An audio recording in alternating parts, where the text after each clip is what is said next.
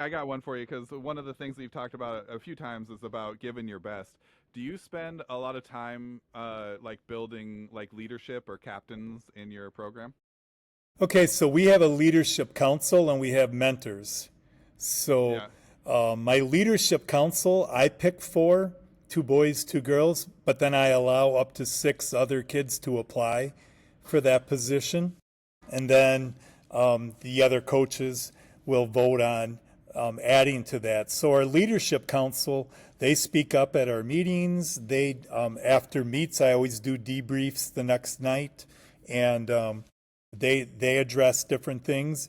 So they work ethic. They may talk about team support of one another. They may talk about sticking around to do your auxiliaries and not trying to sneak out.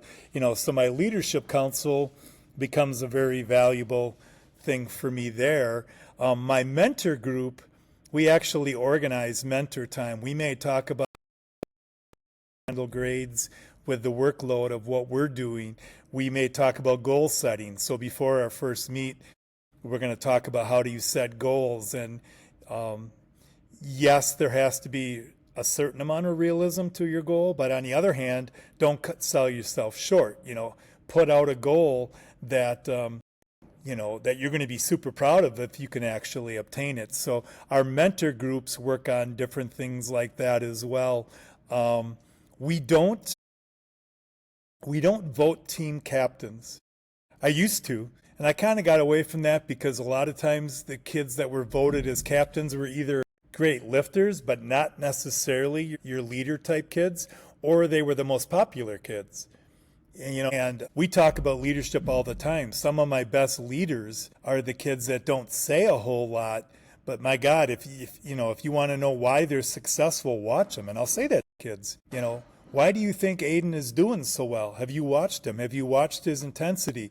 Have you watched how he approaches his sets, his reps, his auxiliary work? He's the first one in and he's the last one out.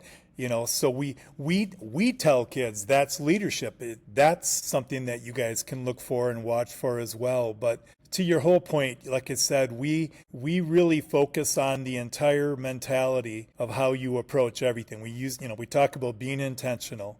You can come in here, go through the motions, and you're not going to get 1 ounce stronger. You know what I mean? And quite frankly, during the summer, I have this talk with all my kids. You're not going to be training with us, that's fine.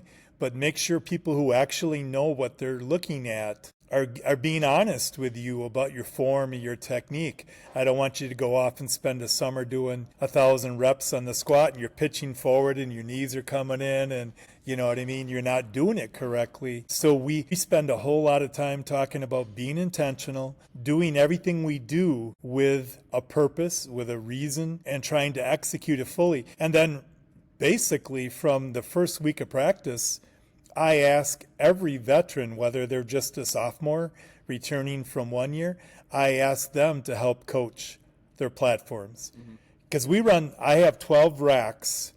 I sent you that picture of that Lewis, Yeah. they call it the Lewis rack. Dynamic Fitness, I worked with their engineers to create that because um, if you got 90, I have 12 of our 36 racks in this weight room powerlifting gets during our season. And if you got those J hooks and you're trying to adjust that for the height of the kids, with 90 some kids, we'd be there for 4 or 5 hours. So I worked with our engineers to create that system where those racks can go up and down like that. But where was I going with that? Oh my gosh. What started We were talking that? about your leadership in the team, your student leaders, Yeah. Gosh, and then you said your returning ones. You always there's ask them to coach a rack. oh, there you go. Yeah. Okay. So be coaches. Yeah. And that's just it. Yeah. I tell them, if you see a kid, because at any given night, I may only have 5 or 6 of us as coaches in the weight room that can watch. And, years and years and years ago, we gave up the idea of standing in the middle watching them. I mean, I'm watching 2 or 3 reps and I'm giving feedback on every rep. Maybe not every rep, but every set, they're getting feedback. And if they need to get the chin up, to get the chest high, hinge back on the hips. Your knees are coming forward. Your knees are over your toes. Your knees are coming in.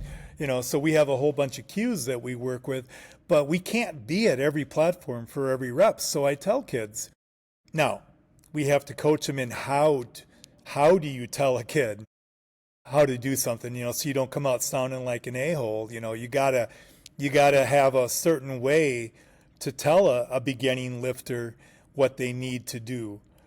But so we really work with trying to get our kids to help coach each other. And I always found that once you know what someone is doing wrong, it tends to make you a better lifter. It tends to make you a better athlete.